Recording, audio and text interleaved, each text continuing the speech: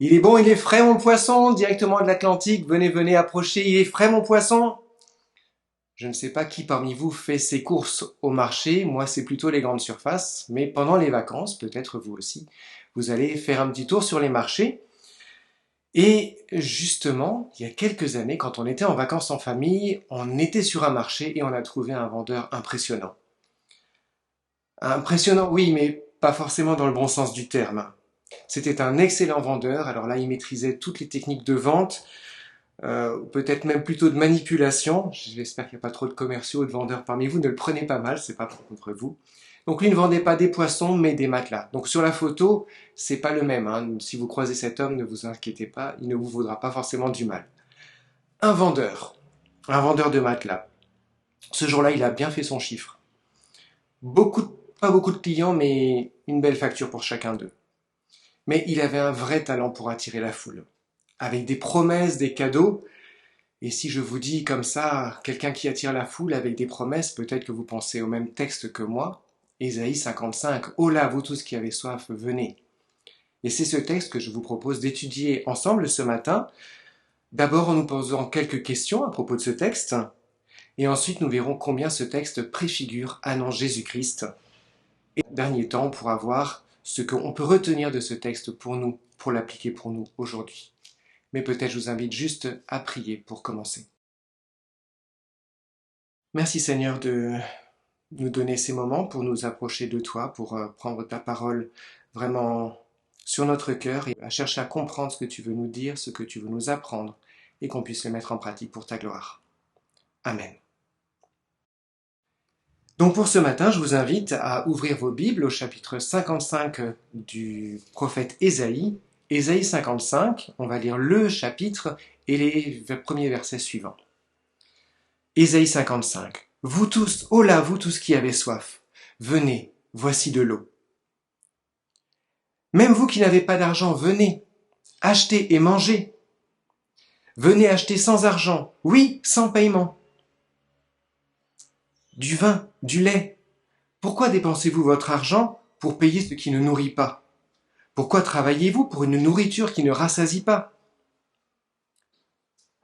Écoutez, oui, écoutez-moi. Alors, vous mangerez ce qui est bon, vous vous délecterez d'aliments savoureux. Tendez l'oreille, venez à moi, écoutez-moi, et vous vivrez. Car je conclurai avec vous une alliance éternelle, celle que dans ma bienveillance et ma fidélité j'ai promise à David. Voici, j'ai fait de lui un témoin pour les peuples, un chef pour commander au peuple. Oui, tu appelleras une nation que tu ne connais pas. Une nation qui ne te connaît pas va accourir vers toi. C'est à cause de moi l'Éternel, ton Dieu, moi le Saint d'Israël, qui te couvre de gloire. Tournez-vous donc vers l'Éternel tant qu'on peut le trouver. Adressez-vous à lui tant qu'il est proche. Que le coupable abandonne sa voie et l'homme malfaisant ses mauvaises pensées, et qu'il revienne à l'Éternel, qui aura compassion de lui, à notre Dieu qui lui accordera un pardon généreux. Car vos pensées ne sont pas mes pensées, et vos voix ne sont pas mes voix, déclare l'Éternel. Autant le ciel est élevé au-dessus de la terre, autant mes voix sont élevées au-dessus de vos voix, et autant mes pensées sont élevées au-dessus des vôtres. Or, la pluie et la neige qui descendent du ciel n'y retournent jamais sans avoir arrosé et fécondé la terre, sans avoir fait germer les graines qui s'y trouvent, sans fournir au semeur le grain qu'il doit semer, et sans donner du pain à ceux qui le mangent. Il en sera de même de la parole que j'ai prononcée. Elle ne reviendra jamais vers moi à vide, sans avoir accompli ce que je désirais et sans avoir atteint le but que je lui avais fixé. Car vous sortirez plein de joie, vous serez conduits dans la paix. Montagnes et collines éclateront en cris de joie devant vos pas. Tous les arbres des champs applaudiront. Je passe au 56. Voici ce que dit l'Éternel. Faites ce qui est juste et respectez le droit. Car je vais bientôt vous sauver. Je vais faire justice. Bienheureux sera l'homme qui agira ainsi. Heureux sera celui qui s'y appliquera, qui respectera le sabbat et ne le profanera pas, et qui s'efforcera de ne faire aucun mal. L'étranger qui s'attache à l'Éternel ne devra pas se dire « l'Éternel m'exclura sûrement de son peuple ». Et l'eunuque non plus n'aura pas à penser « je suis un arbre sec ». Car voici ce que l'Éternel déclare à ceux qui sont eunuques, qui respecteront les sabbats que j'ai prescrits, qui choisiront de faire ce qui m'est agréable et qui s'attacheront à mon alliance. Je leur réserverai dans ma maison et dans mes murs une stèle et un nom qui vaudront mieux pour eux que des fils et des filles. Je leur accorderai un nom impérissable qui ne leur sera jamais rayé. Et tous ceux qui sont étrangers et qui s'attacheront à l'Éternel pour le servir et pour l'aimer, pour être ses serviteurs, qui respecteront le sabbat et ne le profaneront pas, et qui s'attacheront à mon alliance, je les ferai venir à ma montagne sainte, je les réjouirai au temple où l'on me prie, et j'agréerai leurs holocaustes et autres sacrifices offerts sur mon autel. Car on appellera mon temple la maison de prière pour tous les peuples. Voici ce que déclare l'Éternel, lui qui rassemblera les bannis d'Israël. À ceux qui seront déjà rassemblés, j'en joindrai aussi d'autres que je rassemblerai aussi. Voilà pour notre lecture. Alors avant d'étudier le passage en détail, prenons juste quelques instants pour rappeler qui est son auteur. C'est le prophète Ésaïe.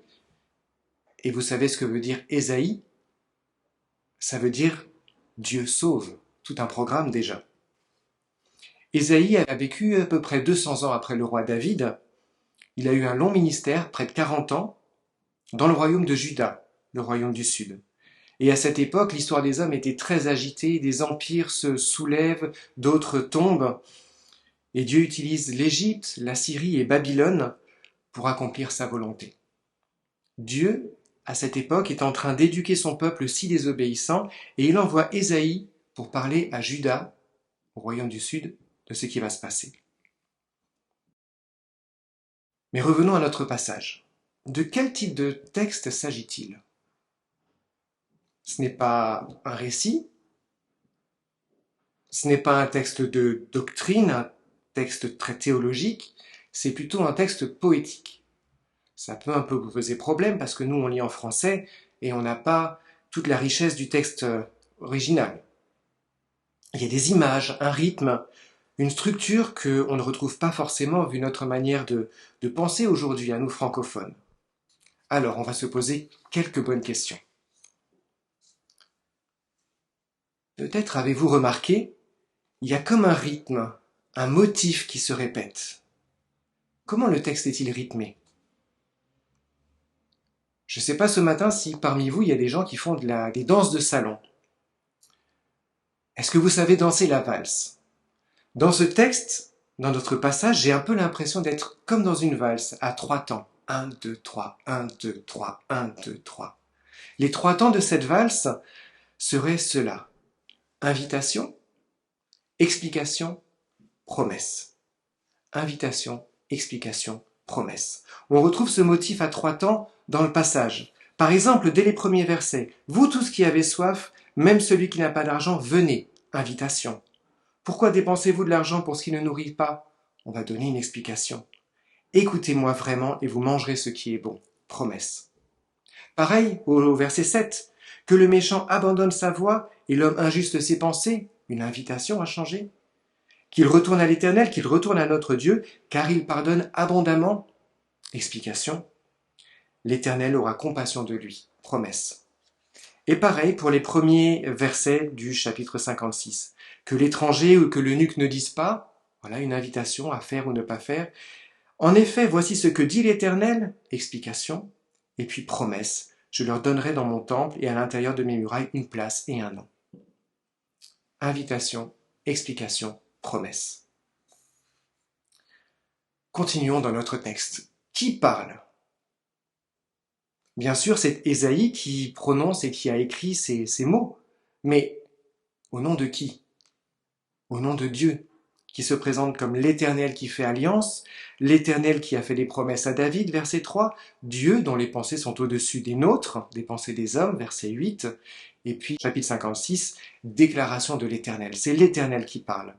Dans ce texte, c'est Dieu qui invite, c'est Dieu qui régale. C'est normal, c'est à lui qu'appartient toute la terre, psaume 24. C'est le Dieu tout-puissant qui parle, qui nous invite, enfin qui invite, et rien que ça mérite l'attention. Dieu parle. Mais Dieu parle à qui? La première idée, ce serait de penser que Dieu parle à son peuple, en Juda, et seulement à eux. Ça paraîtrait normal. Et bien sûr, donc parmi ces habitants de la Judée, en premier lieu, apparemment, ceux qui sont concernés, ceux qui ont soif ou faim. Donc peut-être plutôt les pauvres. Mais c'est tout? Non, pas seulement. Même les méchants, même les injustes. Versets 7 et 8. Et un peu comme le vendeur, et avec ça ma bonne dame, et avec ça mon bon monsieur, j'en rajoute encore. Les exilés, ceux de Samarie et d'Israël, verset 56. Et ça, peut-être que ça étonne plus les auditeurs d'Ésaïe. Les Samaritains, mais ils ont adoré des idoles, et Dieu les a punis pour ça. Dieu les appelle aussi. Et c'est pas fini. Les auditeurs d'Ésaïe doivent être même été choqués parce que Dieu ajoute encore les étrangers et les eunuques. Hé, Ésaïe, attends. Deutéronome, Exode, relis tes classiques. Que dit la loi de Moïse? Les étrangers et les eunuques? Non, non, pas de place pour eux parmi nous. Et pourtant, si. Dieu les invite. Au-delà de la poésie, ce texte est une vraie révolution pour l'époque. Je vous parlais d'un marché tout à l'heure avec un vendeur qui lui avait une vision nettement plus sélective. Lui aussi, il faisait venir les gens en promettant du gratuit, des cadeaux. Et le premier cadeau pour attirer le client et le faire patienter un peu, c'était un sachet avec une bouteille de vin rouge et du saucisson. Pour le coup, le passant sans porc et sans alcool, il se sentait pas trop bienvenu. Et on peut comprendre qu'effectivement, les étrangers, non, ça m'intéresse pas pour le vendeur. Il y a de la sélection, de la discrimination. Et les pauvres alors? Pareil, pas les bienvenus pour mon vendeur. Très vite, donc ce vendeur a demandé aux gens, vous êtes motivés? Prouvez-le-moi. Sortez le carnet de chèques, sortez la carte bleue. Et voilà, visuellement, il savait exactement sur qui se concentrer parce que ces gens-là, avec le chéquier ou la carte, ils pouvaient avoir des belles factures, des bonnes sommes à facturer, alors que si c'est simplement l'argent liquide que vous avez sur vous, peut-être qu'on ne tirera pas grand-chose de vous. Et c'est vrai que, pour l'anecdote, ce matelas, il valait 3000 €. Mais attention, ma bonne dame, attention, mon bon monsieur, mémoire de forme, coûte-t-il 200 fils? Oui, mais Dieu, lui, n'agit pas ainsi. Quand Dieu l'invite, il n'exclut personne. Et l'apôtre Paul l'écrira ainsi des siècles plus tard. Dieu ne fait pas de favoritisme. Romains 2, 11. Alors, quand Dieu invite, qu'est-ce qu'il offre? Le texte nous dit que c'est quelque chose de gratuit et d'excellent au verset 2. Quelque chose qui fait vivre, verset 3. Quelque chose d'éternel, verset 3, et au 56, le verset 5. De quoi s'agit-il? D'une alliance, d'un pardon, du salut, au verset 1 du chapitre 56. Est-ce que cela ne vous rappelle pas un passage de l'Évangile? C'est l'apôtre Paul qui donne un bon résumé du cadeau de Dieu dans ce verset que vous connaissez. Le don gratuit de Dieu, c'est la vie éternelle en Jésus-Christ notre Seigneur, Romains 6, 23. Dans Ésaïe, Dieu annonce déjà à son peuple le salut. La question logique qui suit serait donc, pourquoi ce peuple a-t-il besoin de salut? Est-ce qu'il n'est pas déjà le peuple choisi de Dieu parmi tous les autres? Qu'est-ce qui ne va pas chez lui? Qu'est-ce qui ne va pas chez lui? La réponse, on la trouve au verset 5, 8 et 9. Dieu est saint. Ses voies sont bien au-dessus de nos voies, de les voies des hommes. Ce verset ne nous dit pas que Dieu est transcendant, inaccessible, inconnaissable, comme certains le pensent. Mais au contraire, c'est Dieu qui vient, qui prend l'initiative de prendre contact avec les hommes pour les inviter. Mais, il y a un gouffre infranchissable qui sépare les hommes et Dieu, et la Bible l'appelle le péché. Tout le monde est concerné, comme le roi David l'a écrit. Du haut du ciel, l'Éternel observe les hommes pour voir s'il y en a un qui est intelligent, qui cherche Dieu. Tous se sont éloignés. Ensemble, ils se sont pervertis. Il n'y en a aucun qui fasse le bien, pas même un seul. Psaume 14. Or Dieu est juste, et le péché doit être sanctionné, et cette sanction, c'est la séparation éternelle, loin de Dieu, la mort. Mais alors, comment obtenir ce salut? Un mot. Venez, venez, venez. Avez-vous remarqué l'insistance de Dieu dès le premier verset de ce chapitre? 3 fois, venez. Mais venir où? Venez à moi. Écoutez-moi. Tournez-vous vers moi. Il n'est pas question ici d'une organisation, il n'est pas question de chercher un intermédiaire, il faut s'approcher de Dieu. Dieu invite son peuple, mais comme on l'a vu aussi, les étrangers, les exclus, à une relation directe, personnelle et surtout honnête. Et ce message est percutant, pas de détour. En résumé, Dieu dit, vous êtes pécheurs, vous partez dans des mauvaises directions, vous avez besoin de moi. Et vous me direz, c'est pas très commercial comme approche. Et c'est pas l'approche qu'avait choisie notre vendeur de matelas, parce que lui, il aimait surtout flatter. Il disait souvent, je vous aime bien, vous êtes des gens patients, vous êtes des gens intelligents. Les gens égoïstes, impatients, je les repère de loin, mais vous, vous êtes sympas, vous méritez d'être récompensés. Avec Dieu, non. Pas de flatterie, pas de complaisance. Juste la vérité, même si elle est dure pour ceux qui l'entendent, vous êtes perdus. Venez à moi. Alors, quand Dieu invite, quelle réponse attend-il? Quelle est l'attitude, le comportement qui plaise à Dieu? On peut faire ensemble le point sur les mots qui sont utilisés. D'abord, se tourner, abandonner ou revenir, versets 6 et 7. Celui qui veut recevoir l'invitation de Dieu doit commencer par laisser derrière lui sa manière de vivre et même sa manière de penser. Ensuite, veiller, veiller à ses actes, chapitre 56, verset 2. S'appliquer à Dieu, s'appliquer à obéir à Dieu, et s'attacher à lui, les versets 3, 4 et 6. Dieu demande que l'on cherche à s'approcher toujours plus de lui, à rechercher sa présence. Cela implique de la persévérance dans la durée. Il ne s'agit pas de s'approcher de Dieu une fois ou une fois de temps en temps, mais comme les sabbats reviennent régulièrement et qui sont cités ici, de prendre le temps de s'approcher de lui jour après jour, semaine après semaine, mois après mois. Dernier point, servir et aimer Dieu. L'idée de service, le mot service, d'après les traducteurs et commentaires, couvre à la fois l'idée de remplir une fonction, comme un serviteur, et de rendre un culte, comme un adorateur. Aimer Dieu, c'est dans le matériel et le spirituel. Comme dit le commandement, tu aimeras le Seigneur ton Dieu de tout ton cœur, de toute ton âme, de toute ta pensée, de toute ta force. Deutéronome 6. Revenir à Dieu, s'attacher à lui, le servir, voilà l'attitude que Dieu demande. Ésaïe, pour dire l'appel de Dieu, parlait comme sur une valse en 3 temps, invitation, explication, promesse. Et pour répondre à l'appel de Dieu, on reste sur le même tempo à 3 temps. Revenir, s'attacher, servir. Revenir, s'attacher, servir.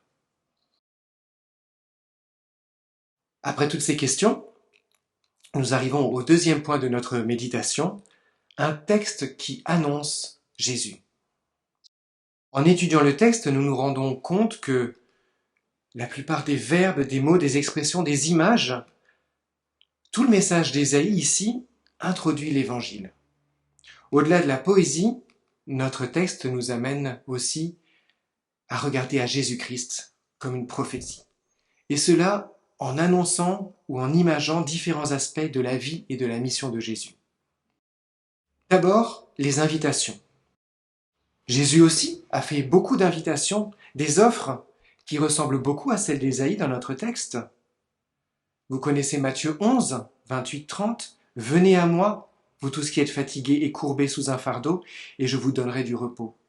Acceptez mes exigences, laissez-vous instruire par moi, car je suis doux et humble de cœur, et vous trouverez le repos pour votre âme. En effet, mes exigences sont bonnes, et mon fardeau léger. » Invitation, promesse, explication. On retrouve notre passage de ce matin. Une autre invitation de Jésus que vous connaissez aussi, Jean 4, au bord d'un puits en Samarie. Si tu savais quel est le cadeau de Dieu, et celui qui te dit « Donne-moi à boire », dit Jésus, tu lui aurais toi-même demandé à boire, et il t'aurait donné de l'eau vive. Qui boira de l'eau que je lui donnerai n'aura plus jamais soif. Et l'eau que je lui donnerai deviendra en lui une source d'eau qui jaillira jusque dans la vie éternelle. Ce cadeau, cette eau vive qui satisfait vraiment, Jésus l'offre à une femme peu recommandable, dirait-on. Là encore, est-ce que ça ne vous rappelle pas le texte de ce matin ? Venez, vous qui avez soif. Et voici encore une parole de Jésus en écho à notre texte. Vers la fin de son ministère, des Grecs demandent à le rencontrer, à le suivre. Et Jésus répond : « Quand j'aurai été élevé de la terre, j'attirerai tous les hommes à moi. » Jean 12. Le parallèle avec la fin de notre passage est frappant, non ? Comme Dieu dans notre passage, Jésus a également appelé, invité à lui, les hommes et les femmes qu'il a croisés. Un autre aspect de notre lecture vous fait peut-être aussi penser à Jésus. Les versets 8 et 9, qui parlent de la parole de Dieu. Ces deux versets nous disent qu'elle ne revient pas à lui sans avoir rempli sa mission. Ça sous-entend que cette parole est sortie de lui, a réalisé une tâche, une mission et est revenue à lui, une fois sa mission accomplie. Mettez-vous à la place d'un auditeur d'Ésaïe. Est-ce que ça ne vous semble pas mystérieux ? Une parole qui va et qui revient, il parle d'un écho. Une parole qui a une mission, c'est quoi ce délire ? Si ce matin tu commences toi aussi à découvrir la Bible, j'imagine que ce n'est pas forcément clair pour toi non plus. Heureusement, on dispose depuis près de 2000 ans de la clé de cette énigme. C'est Jean, l'un des 12 apôtres, qui nous la donne. Il écrit dans le premier chapitre de son évangile que Jésus est la parole de Dieu. Plus loin, il rappelle que Jésus est venu sur terre avec une mission claire, mourir pour porter le péché de tous les humains. En effet, avant d'être livré à Pâques, Jean écrit les paroles de Jésus. « Que dirais-je ? Père, délivre-moi de cette heure ? Mais c'est pour cela que je suis venu jusqu'à cette heure. » Jean 12. Jésus, la parole de Dieu, avait une mission. Mais revenons sur notre texte. Quelle comparaison Dieu utilise-t-il aussi pour parler de cette parole ? Une graine qui germe. Un semeur qui sème des graines. Quelqu'un qui reçoit du pain à manger. Est-ce que ça ne vous rappelle pas, comme un reflet, comme un écho, c'est le cas de le dire, des épisodes de la vie de Jésus ? La parabole de la semence sur le chemin ? La multiplication des pains ? La scène ? Oui, cette prophétie d'Ésaïe prépare les hommes à regarder à Jésus, parole de Dieu. Enfin, une dernière annonce de Jésus, de son œuvre, cette question d'un salut sans payer. On aime bien quand on n'a pas besoin de payer plein tarif. Vous connaissez le cashback sur Internet, vous pouvez acheter des articles et recevoir quelques pourcents de vos achats. Avec Poulpeo, eBay Club, par exemple. Les ventes privées, c'est encore mieux. Là, c'est 10 à 20% de réduction. Mais quand il n'y a rien à débourser, c'est vraiment le top. Vive le gratuit. Mais au fait, le gratuit, est-ce que c'est possible ? Il y a deux expressions qui remettent bien les idées en place. Si c'est gratuit, c'est que c'est toi le produit. La première expression. Et ça, c'est souvent vrai. En particulier sur Internet ou sur votre mobile. Si une application est gratuite, c'est souvent parce que vous allez recevoir de la pub, et peut-être même acheter des choses au prix fort. Et si on vous offre du cashback, il n'y a pas de mystère, c'est parce que vous donnez des informations sur vous, ou bien qu'on vous impose chez qui vous allez acheter. Si c'est gratuit, c'est toi le produit. Une autre explication est possible. Si c'est gratuit, c'est que quelqu'un a déjà payé pour toi. Je me rappelle notre vendeur sur le marché, il a distribué gratuitement donc des sachets avec du vin, du saucisson, des téléphones portables, bon pas des smartphones, faut pas rêver, Mais qui les a payés sans le savoir, ces cadeaux? Eh bien, chacun des clients qui a acheté le matelas à 3000 euros. Et il y en a eu ce jour-là. Ce qui est gratuit pour moi, pour toi, c'est quelqu'un d'autre qui l'a payé. Et c'est là la clé de notre message ce matin. Ce salut que Dieu nous offre sans payer, c'est Jésus qui va le payer, à travers sa mort. Vous vous rappelez certainement les dernières paroles de Jésus sur la croix, « Tout est accompli », qu'on peut aussi traduire en langage comptable, « Tout est payé ». Paul écrira plus tard, « Tous ont péché et sont privés de la gloire de Dieu, et ils sont gratuitement déclarés justes par sa grâce, par le moyen de la libération qui se trouve en Jésus-Christ. » Romains 3, 23. Le prix de ce salut éternel, c'est Jésus lui-même qui l'a payé. On était Ésaïe 55, on tourne quelques pages en avant, et vous connaissez ces versets, ce sont nos souffrances qu'il a portées. C'est de nos douleurs qu'il s'est chargé. Lui, il était blessé à cause de nos transgressions, brisé à cause de nos fautes. La punition qui nous donne la paix est tombée sur lui. Ce sont précisément les mots que Dieu a inspirés à Ésaïe, donc quelques pages avant. Ce que Jésus a fait à la croix, c'est ça, payer pour nous. Est-ce que parfois on n'oublie pas le vrai prix de notre paix avec Dieu? Ainsi, au travers de ce message poétique inspiré par Dieu à Ésaïe, on est amené à découvrir le plan du salut pour Dieu, à regarder à Jésus, parce que c'est par lui que nous pouvons recevoir ce salut sans rien payer. Et cela nous amène à la dernière partie de notre réflexion ce matin. Comment appliquer ce texte dans nos vies, dans notre quotidien? Pour répondre à ces questions, si on reprenait les 3 étapes, les 3 réponses attendues par Dieu, vous vous souvenez? Revenir, s'attacher, servir. Revenir. Une des premières manières d'appliquer ce texte, c'est de réfléchir à cette question. Revenir. Revenir de nos mauvaises voies, de nos mauvaises pensées. La plupart de nous ici y ont déjà répondu par la conversion, cette étape dans notre vie devant Dieu, où nous choisissons de lui confier notre vie et où nous décidons de lui obéir. Alors si ce matin tu n'as pas encore répondu à cet appel de Dieu, il est encore temps.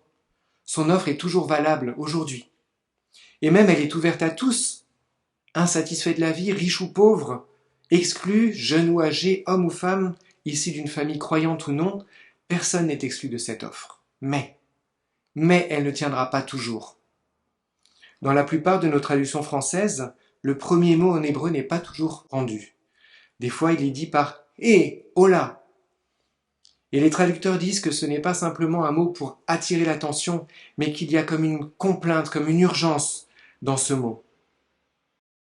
Et Ésaïe le souligne un peu après, dans les versets 6. Il dit qu'il y a un risque à ne pas répondre à l'appel. Recherchez l'Éternel pendant qu'il se laisse trouver. Personne ne peut être sûr qu'il aura un demain. Es-tu revenu à Dieu? Veux-tu le faire aujourd'hui? Alors si oui, n'hésite pas, si tu as des questions, à t'adresser à un des responsables de l'Église ou à une personne chrétienne de confiance. Revenir. Et ensuite, s'attacher. Sommes-nous fortement attachés à Dieu? Est-ce qu'on le recherche de tout notre cœur, dans la persévérance, dans la durée, pour être unis à lui? Comment y parvenir? En fait, nous connaissons déjà bien la réponse à cette question. Étudier la parole, prier, ensemble ou en église, sont les bases de notre attachement à Dieu. Mais même si notre cœur est bien disposé, on sait combien on peut être inconstant sur ce sujet-là. Notre culte personnel, notre vie de prière, les activités de l'église, réunions d'études bibliques, de réunions de prière, les cultes, les rencontres de groupes de jeunes, ce sont souvent des combats dans nos agendas. Pourtant, l'invitation est là. Venez. Alors, allons-y. Demandons à Dieu son aide pour nous attacher à lui et à son Église, et demandons-lui sa force quand nous en manquons. Dernier point, dernière application possible, notre manière de servir Dieu. Nous l'avons vu, servir désigne à la fois l'idée de rendre un culte et de remplir une fonction. Dieu veut que ses enfants le servent comme adorateur, et comme serviteur. Adorateur, ça peut sembler facile. Vous êtes là ce matin. Venir au culte, chanter des cantiques. On le fait le dimanche, dimanche après dimanche, aussi dans la semaine. Comme serviteur, c'est peut-être moins clair. Servir. On peut s'engager dans le service à l'église. Il y a beaucoup de besoins, ici comme dans toutes les églises. Ménage, musique, sono, présidence, animation de l'école du dimanche ou d'autres activités. Vous le savez, vous le voyez dans vos annonces. Vous avez reçu des capacités de la part du Seigneur. Est-ce que vous les mettez à son service? Est-ce que vous avez besoin de vous placer devant Dieu dans la prière pour qu'il vous montre concrètement peut-être où vous pouvez commencer ou recommencer à le servir? Servir. Deux autres aspects de notre quotidien aussi par lesquels on peut servir le Seigneur. Nos finances, notre travail. Ésaïe en parle. Pourquoi dépensez-vous de l'argent pour ce qui ne nourrit pas? Les finances. Pourquoi travaillez-vous pour ce qui ne rassasie pas? Le travail. Ne laissons pas nos finances nous détourner de ce qui plaît à Dieu. Ne laissons pas ces choses prendre de la place dans notre vie parce que ce sont des points d'attaque que l'adversaire va essayer d'utiliser, c'est sûr. Nous avons des choix à faire chaque jour. Nul serviteur ne peut servir deux maîtres, dit Jésus. Il s'attachera à l'un et méprisera l'autre. Vous ne pouvez servir Dieu et l'argent, en Matthieu 6. Et notre travail peut aussi être un lieu de service, peut-être aussi un lieu d'épreuve, et des pressions subies, un rythme trop lourd, des décisions injustes qui sont prises, ou des décisions qui ne sont jamais prises, tout ça, ça peut vous décourager, vous accabler peut-être dans votre travail. Si c'est ta situation ce matin, je prie que tu puisses trouver la paix auprès de Jésus et qu'il intervienne dans tes circonstances. Venez à moi, vous tous qui êtes fatigués et courbés sous un fardeau, je vous donnerai du repos. Que cette promesse puisse nous donner la force de tenir ferme, car c'est aussi dans le travail que nous pouvons servir Dieu. Selon l'exhortation de l'apôtre Paul que vous connaissez, quel que soit votre travail, Colossiens 3,23, faites-le de tout votre cœur, comme pour le Seigneur et non pour les hommes. Je prie donc que Dieu nous éclaire chaque jour pour que nous puissions revenir à lui, nous attacher à lui et le servir comme il le mérite. Alors pour conclure ce matin, je ne doute pas que vous connaissiez déjà l'essentiel de ce que nous avons partagé. Qu'est-ce qu'on peut en retenir? Eh bien, comme on l'a vu, Dieu a appelé son peuple à le suivre sur un rythme à 3 temps, invitation, explication, promesse. Est-ce que tu as entendu cet appel? Est-ce que tu y as répondu? Et pour cela, on peut s'aligner sur le même tempo à 3 temps. Revenir, s'attacher, servir. Dieu promet d'être avec nous tous les jours, de nous soutenir, même quand nous sommes fatigués et chargés. Alors j'espère que vous pourrez vous rappeler ces choses, par exemple quand vous serez au marché, ou si vous êtes plutôt grande surface quand vous verrez ce gros pack de 10 paquets de café dont un gratuit, ou quand vous entendrez une valse peut-être. En tout cas que ce texte puisse nous encourager à nous mettre en mouvement pour le Seigneur, que Dieu vous bénisse et que vous puissiez vous approcher de lui chaque jour. À lui soit la gloire. Amen.